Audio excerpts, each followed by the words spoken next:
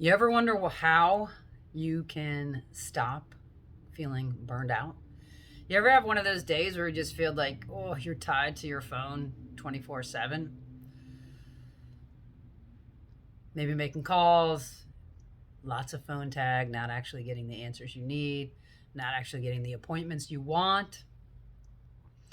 All right, I'm going to give you 10 ways to avoid burnout.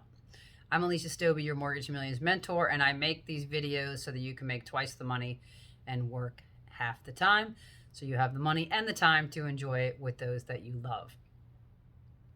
All right, top 10 ways to prevent burnout.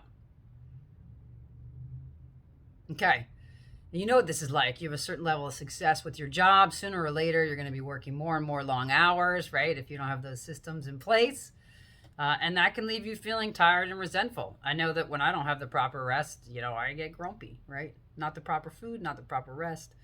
I'm definitely not at my best. So, successful people know it's hard to keep up their self-care when they're riding high on success because, right, when you are doing great, right, there's two sides to that, right? You're either totally burnt out and not doing good, or you're doing great and you just want to do more, and that doesn't work either. So it's hard to keep your self-care up when you're riding high on success. So successful people form habits that help them stay ahead of things. Budgeting time so you can do the things you love helps keep you fresh. So here are 10 tips to help you prevent burnout. 1, be on the lookout for warning signs, right? People feel the effects of burnout in different ways. Maybe you're feeling tired, exhausted without the energy, or maybe you feel sad or stressed or overwhelmed. Either way, some people actually experience blurred vision, difficulty finding their words, or focusing on anything in front of them. Squirrel! Does that happen to you? It happens to lots of loan officers. Or you also might worry about work all the time, even when you're not working. I used to wake up, when I was a young loan officer, I used to wake up worrying about loans that weren't locked. Even though I probably already asked the buyer, did you want to lock? And they said no, they wanted to float, and we'd had that conversation. But I would worry about it. So that's definitely stress. So worrying about work all the time, even when you're not working. Here's the tip. Once you've found the root of what your burnout actually is, then it's easier to handle it. Okay, so 1, be on the lookout for warning signs and try and find out what the root of it is. Is it because you don't have enough sleep? Is it because you work too much? Is it, what is it? Are you not eating correctly? So 2, take regular breaks. This is so important. Take 10 to 20 minute breaks several times throughout the day. At least leave your desk to have lunch, right? Some of you workaholics like me, I'm sitting here with like a big bowl of salad earlier today. I myself had to make myself stop, get up, walk around, breathe, go outside, get some sunshine, right? I love what I do, so I'm totally focused, right? I'm talking about these so I can help you. It's not a, bad thing. It happens to everybody, right? So anywhere from 10 to 20 minutes can make all the difference between staying in your zone and falling asleep at your desk, right? So when you feel that burnout creeping up, just take a break for your health and your well-being. And even if you're only winding down for just 5 minutes, sit somewhere else, right? Sit somewhere quiet. Go outside for 5 minutes, okay? Number 3, so important, especially the older you get. Follow a good sleep pattern. Studies show that people who get less than 7 hours of sleep a night are actually more likely to burn out. So if you find yourself falling asleep at your desk, feeling sleepy, on the subway and the train, try catching some Z's. You can try and catch up on the weekend, but you really actually can't catch up on sleep. That'll help you, but you can't go on like that. You just have to try and get more sleep, budget for that time allowance. And if you're working parents, this is so challenging. So maybe you guys can trade off responsibilities, who's putting the kids to bed versus, getting them ready to go to school. Have those conversations so it's a team effort. Number 4, make exercise a regular and essential part of your life. This is so important. Like you can go to the gym and that's awesome, right? And for you athletes, former athletes, You know how great that makes your body feel when when I leave the gym in the after a workout in the morning, I feel fantastic. Pretty much, it's got my adrenaline and my endorphins and everything's up for the day. It's a great way to start. I either start with meditation or gym myself every day. So I've got to have one of those. Keeps me focused, keeps me happy, keeps me joyous, keeps me sharp. But it doesn't have to be like serious time at the gym. You could go for a run, a walk, a bike ride.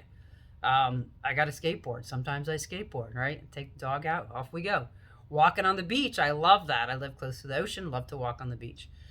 So again, that's great because you're getting that negative ions from the ocean and healthy fresh air. So that's a great one. And again, if you're not a naturally athletic person, you might be surprised that once you give it a try, exercise actually is not an inconvenient chore. There's some ways you can do exercise while you're doing something else, right? So if you have, elliptical, or if you have, a treadmill or anything like that, or even if you go outside for a walk, you can listen to something you love, like your favorite music or your favorite podcast, this channel, right? A lot of times you guys see me, I'll do this outside, walking in my neighborhood on the beach or whatever. So that's another way that you can do something you may not love, but also do it while you're doing something you love, which is watching your favorite TV show or listening to your favorite podcast or whatever the case may be. Okay. And there's many ways you can have fun while making your body feel better. You can even stretch. When was the last time you got up and went for a stretch, right? When you take that 10-minute break, stretch, do some jumping jacks. That's a great way to get your energy pumped up. I still do jumping jacks. Okay. Tip number 5, set some goals. So when you know that you have something to work towards, it's easier to get out of bed in the morning, right? And hopefully you're excited about it, right? When I have a new project I'm working on, finishing my latest book right now, I'm excited to get up and work on that. I'm excited about the other parts of my day too, but that's my leading energy focus, and it's positive, and that's great. So one idea there. So number 6, set some goals. And with dreams, you give yourself a reason to go on direction for your energy, right? And maybe you're doing that so you can do something special for your kids. Who knows, right? Only you know. Dream big. Okay, number 6, try outsourcing, right? So switch up your workload. If you're able to delegate, I have all kinds of information on when it's right for you to hire an assistant. That's a good one. But anytime you can do that, so say also for your marketing, right? If you can have somebody help you with that, if that's in your budget. Number 7, identify the source of your burnout and fix it. All right, you'll have a more challenging time beating burnout if you don't know what's causing it, right? Because it is those key things we talked about. So when you take time to reflect, where do you feel tired? Where do you feel stressed? Or where do you feel restful? Go for the restful part some more. Or on the negative side, where do you feel resentful? Don't want that. Whatever that is, X, okay? Take a few minutes to put things in writing, right? Are there things you're doing that are causing these feelings, right? Write down the negative feelings and what's causing them. Write down the positive parts of your day and what's causing those. Obviously, do less of the negative, do more of the positive, okay? Number 8, go on a vacation. I love this. Yeah. Fun doesn't have to be expensive. It can, but you can also plan a trip somewhere that you can just go for a few days, and you don't have to go for a whole week. Go for a long weekend, 3-day weekend. Go get some fresh air, take some time out of your schedule, and you'll return feeling refreshed. I actually was just talking to a realtor last week who was going out of state, has another house about 3 states away. And he said he just needs to get away. He's still going to be working. He's still going to have his laptop and his phone. But he's going to be at his cabin in the mountains. He just needed to change the scenery, right? Good for him for identifying the issue and making the change. All right, tip number 9. Be consistent with your self-care. I get a massage every 2 weeks, 90 minutes. I love it. It actually started for me like 20 years ago. I used to have migraines, and I found through regular massage that the migraine stopped. So now I have regular massage every 2 weeks, 90 minutes. So whatever it is for you, maybe you need to go to the spa, maybe you want to get a pedicure, whatever it is with your self-care, right? And it doesn't even have to be fancy.